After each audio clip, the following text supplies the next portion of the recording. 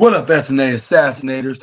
Sorry about what my last video. I didn't even made it to the limit yet. I still had a few minutes left, and it's cut off. But no worries. I made a second uh, part two clip of this recap from AEW Dynamite, the holiday bash special. But let's continue to talk about what Mariah May said after she sent a message probably to the whole AEW women's division, including Thunder Rosa, by saying, this is what she was like. Oh yeah, like if I was here back 4 years ago, as what I was saying, yeah, if I was there back in 2020, like you would have been hired. And I'm like, yeah, and I'm glad that didn't not happen, or else the women's division wouldn't be like exactly what it is today. And also, maybe for the best of you stayed and started in a way. But anyways, this is what we got. This is what she started poking fun of her, saying like, "Yeah, you can go ahead and talk about your heritage and culture, but please, like, bring your father. Like, I would love to." What is that? Like, please bring your father. Why is it? Why is that? Like, what?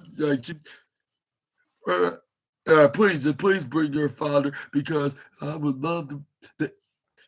He's like, I would love to end two generations in one, one devastation fashion in one night. She's like, yeah, she would love to take out. No, she didn't say it like that. She was like, she would love to take out two. But I want to ask you a second, Mariah May and Thunder Rosa. Who's going to win this match? Let me know in the comments down below.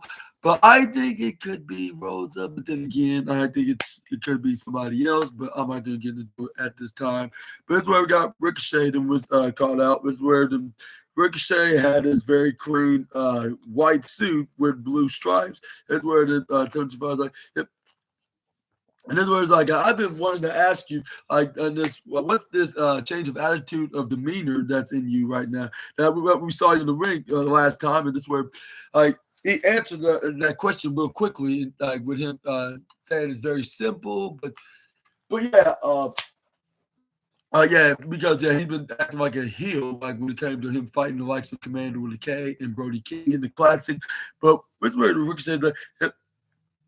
I was like, yeah, it's very easy to answer, but that's what he said at first. But he was like, but first I want to show you that that I got and look at this clean suit I had on me. Like, wouldn't that be this word that what's that? And before I could even answer that question, like, but Antonio Schiavone was like, yeah, it looks very awesome on you. And even before he can even say like, can you answer my question I have for you? Is where we heard music start playing, which was very familiar. It was none other than the Hurt singing the kid with it had like finally had a first verse on the song, or maybe I didn't heard this part before, but it's where they like the one that raps the song. We heard people. It's where they it had a verse like in any rap song, just when they went on they got to the part where they we heard people when they finally got in the ring, when the fans start shouting it because it's getting very catchy by the minute. Like we heard people, which I might be a little off key right now, but yeah, it is it's a catchy tune. Like with their instruments.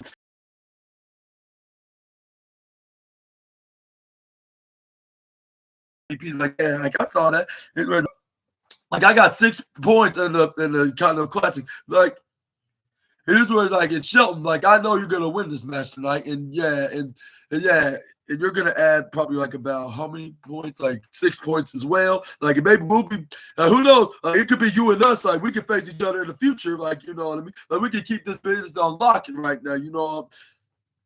And like, if you know what I'm saying, like, yeah, because I believe that I could be on the gold leagues, like representing that, and then you can represent the blue leagues, and we can fight for this, fight one another, like, but in like family competition, friendly competition, but we still will bring our best in this match. Like, so one of us could be the Continental Classic champion, is where then MVP is like, oh, keep this business on lock, like this was like, what do you mean by that? This is where Ricochet's like, oh yeah, absolutely, like I mean, like tonight, like you got You got Beast Mortals, and tonight I was actually going about to tell you I have a match against Will Ospreay, a longtime rival from almost a decade ago. Back this Saturday, this coming Saturday on AEW Collision Christmas. Like I have the Aerial Assassin.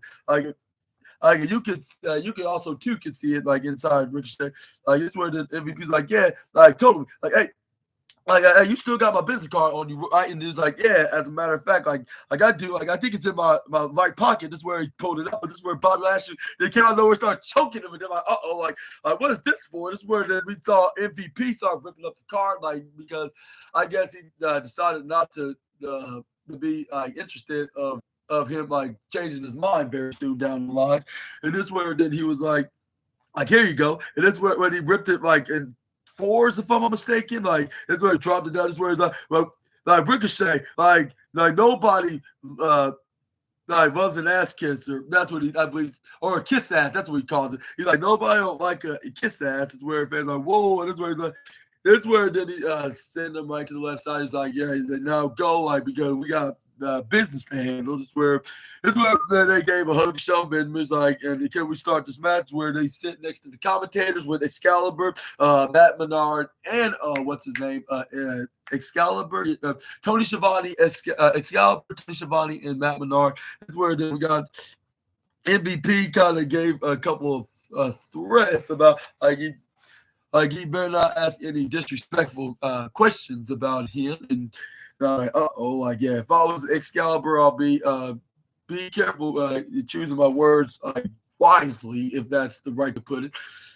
But yeah, but what are your thoughts on the Hurt Syndicate no longer interested in Ricochet, which I was kind of sad.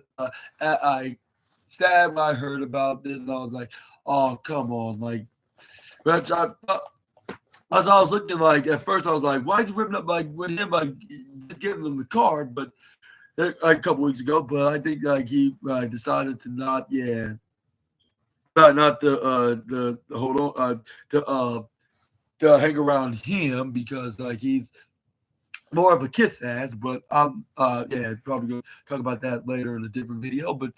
But yeah, maybe he is in a way like perhaps he's perhaps he's just perhaps he was being a little scared, like what he was gonna do to them, but at the same time, like he shouldn't be because like as I still got my card on me, like I'm trying to look for who could be my next victim, like but I guess this is all just a trick like that. Ricochet is gonna they're probably gonna trick the fans. Maybe Ricochet finally will turn heel. I'm not sure when. Maybe it could be the Saturday, for speculation.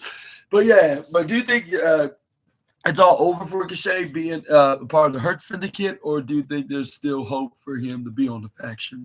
But let me know down in the comment section right down below. This is where we got Shelton Benjamin start things off with Beast Mortals running to the left and right side. Then really hit the fine head scissor right on the Benjamin, which I was stunned that he did that to the goal over the standard of excellence. Let me tell you, this match was good. Like I would give the Bronze Trophy of the night, and I totally forgot to give the Patriarchy taking on what's they called? Taking on what's their names? Hook and Caddy Shabbat gets the blue ribbon, but this is where we got MVP was like, quit that line. Like he's not doing tough. Like this is where the scout like he's having a tough time. This is where we got MVP hilariously say like quit all that line, which he gets the golden trophy for that, like as well next to what's his name? Who was I totally forgot the moment, but this is where we got Beast Mortals trying to grab on the show. This is where Benjamin did hang on to the rope. This is where he pulled them back.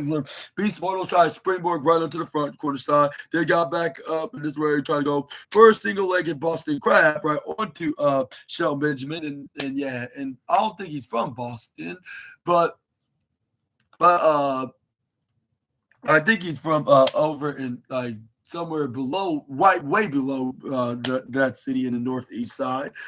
But we already saw a wrestler that wrestled that's from Boston earlier. But we're going to continue to talk about what's on this match, like which we're going to be probably talking about that match in a later video.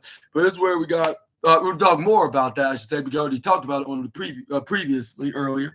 But it's where we got Beast Mortal sent Shelton Benjamin right to the bottom right side, did some slabs and chops. Then he and grab onto the hand right onto Shelton Benjamin, got him in the middle of the ring. This is where then he tried to go to the opposite side, the upper right side, tried to go over springboard, did jumped, but this is where Shelton Benjamin then had him trip over right to the and went right through his family jewels, onto the ropes, knocking him right down there. I'm like, ah, yeah, and if he has a significant other by chance, it seems like they won't be adding a new addition to the family.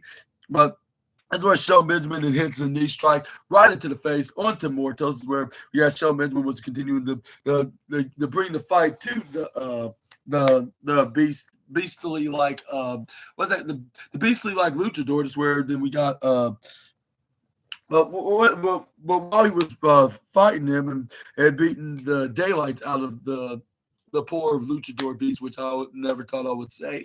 But yeah, this is where we got the match. The match then went on to the picture-in-picture break, which is the partial